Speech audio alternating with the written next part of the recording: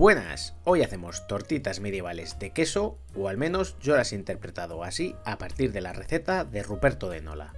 Rescatar, la repostería siempre es algo complejo, ya que las medidas exactas es algo muy importante, y en los recetarios antiguos no hay ni una sola medida.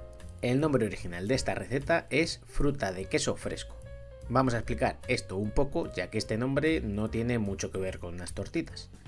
Lo primero es por qué se llama fruta si no lleva ninguna fruta.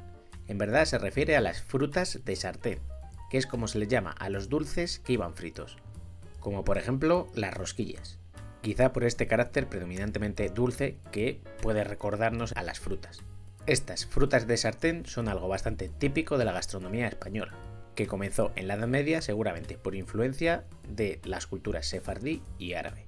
Como vais a poder ver, la versión que yo os he traído al final no la podemos incluir en este grupo de frutas de sartén, ya que la vamos a hacer con bastante menos aceite. De esta receta he hecho muchos intentos, posiblemente es la receta que más hasta el momento, para finalmente conseguir algo decente. Y el problema estaba precisamente a la hora de freírla, ya que no va a ser el mismo resultado con mucho aceite que con poco aceite debido a su textura.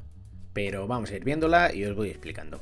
Recordaros que si os gusta, no os olvidéis de darle like para continuar con el feedback. Y por lo demás deciros que soy Ross de las míticas recetas y vamos a ello. Los ingredientes que vamos a necesitar son, empezando por la masa, queso fresco, que en la receta especifica de oveja, pero yo queso fresco de oveja por mi zona no he conseguido encontrar, así que me he decantado por el de cabra, que al ser algo más fuerte podemos notarlo más luego en el sabor. Para estas cantidades yo usé 125 gramos. También vamos a necesitar huevos, que para estas cantidades con uno tendremos más que suficiente, y harina. Aquí es donde está el problema, ya que nos dice un poco de harina. Yo usé unos 15 gramos para este resultado, que es lo que me pareció el mejor resultado. Pero claro, un poco de harina es muy subjetivo, sobre todo cuando no tenemos el resto de cantidades. Si hacemos con estas cantidades nos quedará una masa líquida al estilo de unas tortitas, que hay que freírlas con poca grasa si queremos hacerlas con esta forma. Porque esa información sí que nos la dan, como os explicaré luego. La cosa es que mientras he estado editando el vídeo, he encontrado otra receta de época andalusí de Ibn Razin muy similar a esta, posiblemente en la que se basó Ruperto de Nola, y ahí sí nos dan las cantidades, pero a diferencia de Ruperto de Nola, en lugar de un poco de harina, echa el doble de harina que de queso, lo que cambia por completo nuestra idea de receta, haciéndolo mucho más factible para poderlo freír en abundante aceite como las frutas de sartén. Si queréis probar esta receta de Ibn Razin, os la dejo también apuntada abajo por si la queréis hacer con más harina. Yo la dejaré para otro momento y os la traigo, que también tiene muy buena pinta. Nosotros vamos a continuar con nuestra versión de poca harina, que nos da Ruperto de Nola. Continuando con los ingredientes, nos falta el condimento para las tortitas, lo que le va a dar el sabor y el dulzor. Y ante esto no tenemos muchas dudas, así que al final el sabor no va a variar en exceso, va a ser más la textura. Vamos a necesitar miel, agua de rosas, canela y azúcar o azúcar glass. Aunque este último vamos a ponerlo como opcional, ya que con la miel no creo que necesitemos ponerle más azúcar, pero la receta sí lo hace. Obviamente esto era una receta para ricos, ya que si un edulcorante era caro, usar los dos ya ni os cuento. Pero recordemos que Nola era cocinero real, o sea, de reyes, no de que existiese, que también. Comenzamos machacando el queso fresco.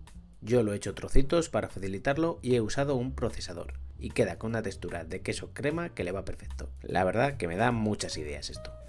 Lo ponemos en un recipiente y le añadimos el huevo. Lo mezclamos todo muy bien.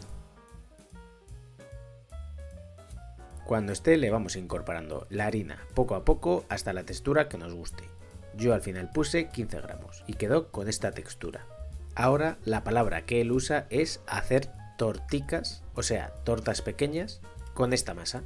Una torta era exactamente un pan sin levadura, de ahí viene la palabra tortilla. Claro ejemplo de esto son las mexicanas y las tortitas, que son masas sin levadura, aunque ahora le añadimos la química para que suban un poquito más. La cosa es que nos dice que le demos la forma antes de freírlas, por lo que necesitamos una masa más bien espesa, por lo que la receta de Ibn Razin seguramente sea más correcta, ya que con una masa líquida como la que tenemos no podemos hacer esto. Pero yo para esta vez me he decantado por la versión de tortitas, que no era algo extraño en la época, ya que incluso se hacen desde época griega con las tagenites o desde incluso época anterior. Tenemos varias recetas andalusíes también que la hacen con esta forma de tortitas. Así que en una sartén ponemos un poco de grasa, a poder ser manteca, que es la que usaban para la receta, y le daba un sabor característico. En su defecto podéis usar aceite como yo, ya que mi manteca estaba súper rancia y como que no era plan. Así que las hacemos igual que unas tortitas. Si son antiadherente, con un poco de aceite será suficiente. Y nada, pues esparcimos la masa medianamente fina, pero sin ser como una crepe, en fuego bien caliente y las dejamos a fuego medio. Cuando veamos bien de burbujitas le podemos dar la vuelta. Y así, una a una hasta que gastemos toda la masa. Mientras, para el aliño lo único que tenemos que hacer es mezclar el agua de rosas con la miel. De este modo le daremos una textura de sirope y ese sabor a rosas. Y listo, a emplatar.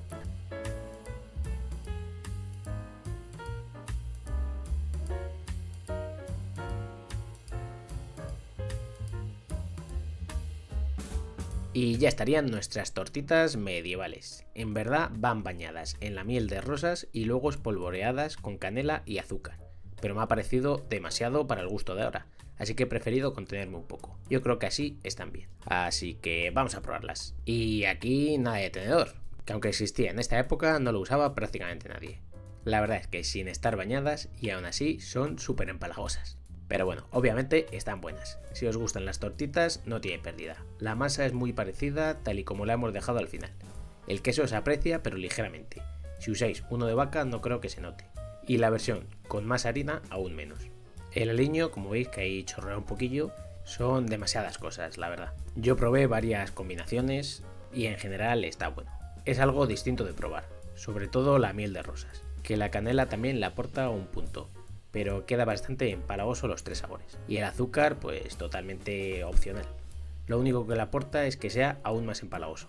Así que yo os recomiendo probar una con miel de rosas y otra con azúcar y canela, ir probando así a ver cuál os gusta más. Una manera de salir de la miel y el sirope tradicional, aunque esto es aún más tradicional. Y nada, espero que os haya gustado esta versión un poco libre de las tortitas medievales, pero bueno, el sabor está ahí, la textura sobre todo es lo que cambiará. Pero no pasa nada porque ya os traeré la de Ibn Razin y así la podremos comparar. Y nada, eso ha sido todo, espero que os haya gustado y hasta la próxima.